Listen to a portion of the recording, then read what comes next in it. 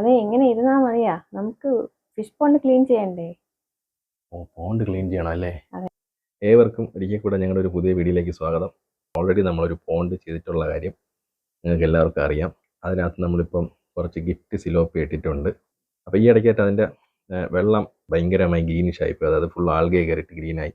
നമ്മൾ usually ചെയ്യാറുണ്ടായിരുന്നത് daily നമ്മളൊരു 10% വെള്ളം അതിനകത്ത് ആഡ് ചെയ്യുകയും 3 ദിവസത്തിലൊരിക്കൽ നമ്മളൊരു 30% to 40% വെള്ളം അതിൽ നിന്ന് സൈഫൺ ചെയ്ത് പുറത്ത് കളയാണ് ചെയ്തുകൊണ്ടിരുന്നത്. അപ്പം ഫിഷസ് എല്ലാം അത്യാവശ്യം ഹെൽത്തിയാണ്. എന്നാൽ പോലും നമുക്ക് ടാങ്ക് ഒന്ന് ക്ലീൻ ചെയ്ത് ഒന്ന് സെറ്റ് ചെയ്യാം. പുതിയ വെള്ളം ആഡ് ചെയ്ത് സെറ്റ് ചെയ്യാം. അപ്പം നമുക്ക് നേരെ ആ വീഡിയോയിലേക്ക് പോവാം. അപ്പം നമ്മൾ ഫാമിലെത്തി. ഇതാണ് പോണ്ട്, എല്ലാവർക്കും അറിയാം. അപ്പോൾ ആദ്യം നമുക്ക് ഇതിൻ്റെ ഈ നെറ്റ് മാറ്റണം. നെറ്റ് മാറ്റിയിട്ട് സൈഫൺ വെച്ചിട്ട് നമുക്ക് വെള്ളം മൊത്തം പുറത്ത് കളയാം. സാധാരണ 2 സൈഫണാണ് യൂസ് ചെയ്യണത്. ഇന്ന് മൊത്തം വറ്റിക്കാനുള്ളതുകൊണ്ട് 3 സൈഫൺ, ഒരെണ്ണം അങ്ങ് താഴെ വിടാം. അപ്പം മൊത്തം വെള്ളം നമുക്കൊരു 10-20 മിനിറ്റ് അല്ലെങ്കിൽ അരമണിക്കൂർ കൊണ്ട് ഫുൾ വെള്ളവും നമുക്ക് ഒഴിവായി കിട്ടും. അപ്പം നേരെ സൈഫൺ ചെയ്യാം.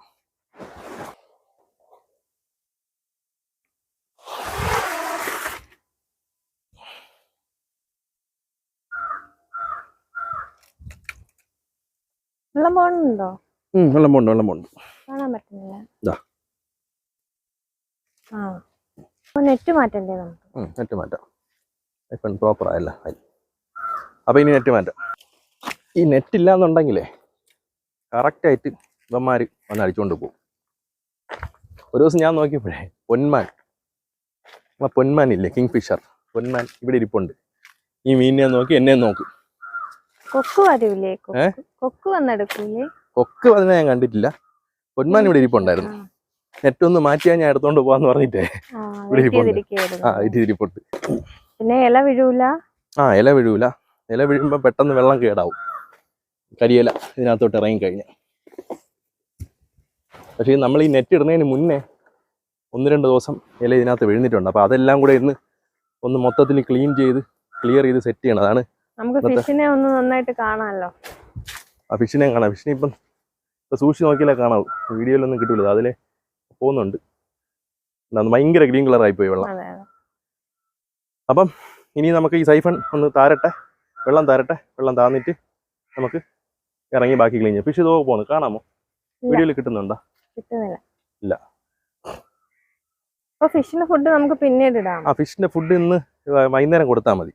എന്ന് പറഞ്ഞാൽ ഇതൊന്ന് വെള്ളമെല്ലാം രണ്ടാമത് ഫില്ല് ചെയ്തിട്ട് നമുക്ക് കുറച്ച് കഴിഞ്ഞൊരു 2-3 മണിക്കൂറൊക്കെ കഴിഞ്ഞിട്ട് ഫീഡ് കൊടുത്താൽ മതി. യൂഷ്വലി അവർ പറയുന്ന ഇതുപോലത്തെ സമയങ്ങളിൽ ഫീഡ് ചെയ്യാതിരിക്കുന്നത് നല്ലതെന്നാണ് പറയുന്നത്. അതിന്റെ സ്ട്രെസ് ഒന്നും അത് വയറ് നിറഞ്ഞിരിക്കും. അപ്പം ഫിഷിന് ആക്ച്വലി ഈ ഫിഷ് കീപ്പ് ചെയ്യുമ്പോൾ പ്രത്യേകം ശ്രദ്ധിക്കേണ്ടത് ഫീഡ് കുറഞ്ഞു പോയാൽ കുഴപ്പമില്ല, കൂടിയ പ്രശ്നമാണ്.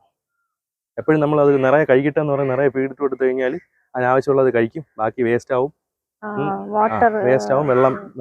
വെള്ളം പെട്ടെന്ന് അഴുക്കാവും.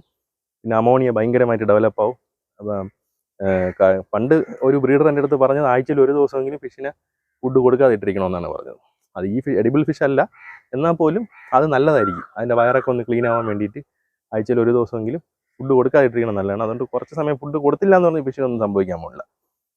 അപ്പോൾ ഇനിയിപ്പം നമുക്ക് വെള്ളമൊക്കെ താന്നിട്ട് നമുക്ക് കാണാം.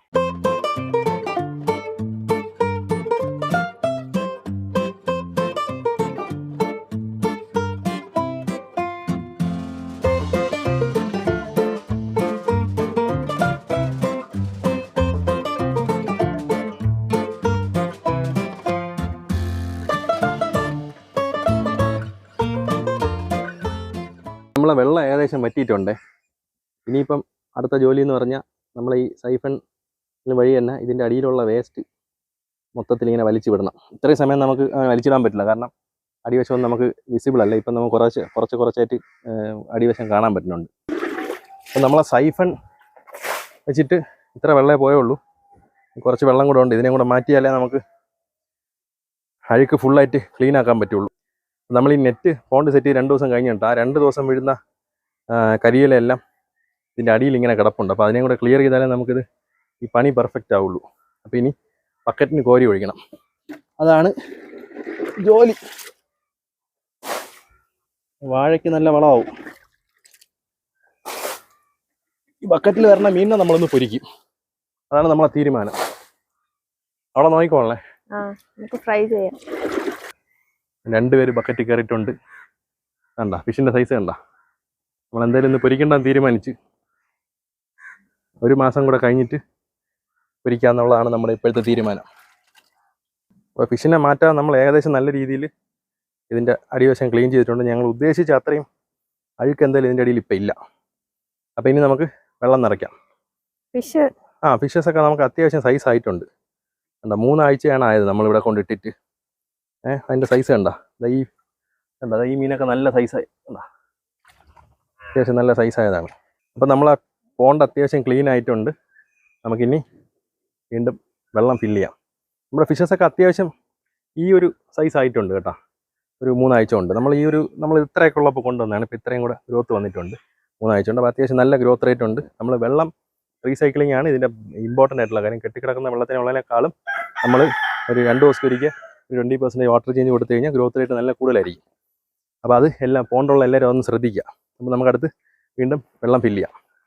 അങ്ങനെ നമ്മൾ വീണ്ടും പോണ്ടിലേക്ക് വെള്ളം വിട്ടു തുടങ്ങി. അപ്പോൾ ഇനി നമ്മൾ ഇന്ന് ഫുള്ള് നിറയ്ക്കില്ല. ഇന്നൊരു പകുതി വരെ നിറയ്ക്കുള്ളൂ.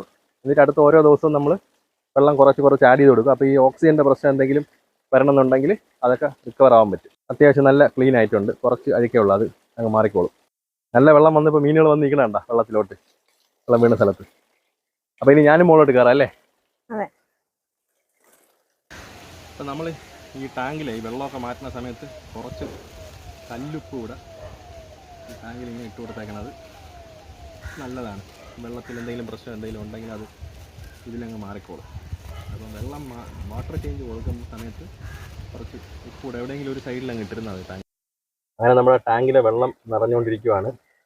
അപ്പോൾ ഇനി അതങ്ങനെ പതുക്കെ നിറയട്ടെ. അപ്പം ഞങ്ങൾ ക്ഷീണം മാറ്റാൻ വേണ്ടി ഒരു സ്പെഷ്യൽ ഡ്രിങ്കാണ് ഇത്. വേറൊന്നുമല്ല, നാരങ്ങയും നറുനണ്ടിയും കൂടെ ഉള്ളൊരു സ്പെഷ്യൽ ഹെൽത്തി ഡ്രിങ്കാണ്. കുറച്ച് നാരങ്ങ പിഴിഞ്ഞിട്ട് 1 സ്പൂൺ നറുനണ്ടി സിറപ്പ് കൂടെ ഒഴിച്ച് വെള്ളം ഒഴിച്ചെടുത്താൽ മതി. പഞ്ചസാര പോലും യൂസ് ചെയ്യേണ്ട ആവശ്യമില്ല. അങ്ങനെ വളരെ ഹെൽത്തി ആയിട്ടുള്ളൊരു ഡ്രിങ്കാണ്. അപ്പോൾ ഈ വീഡിയോ എല്ലാവർക്കും ഇഷ്ടപ്പെട്ടു എന്ന് പ്രതീക്ഷിക്കുന്നു. അടുത്തൊരു വീഡിയോ ആയിട്ട് കാണുന്നവരെ എല്ലാവർക്കും സ്നേഹം നിറഞ്ഞ ബൈ.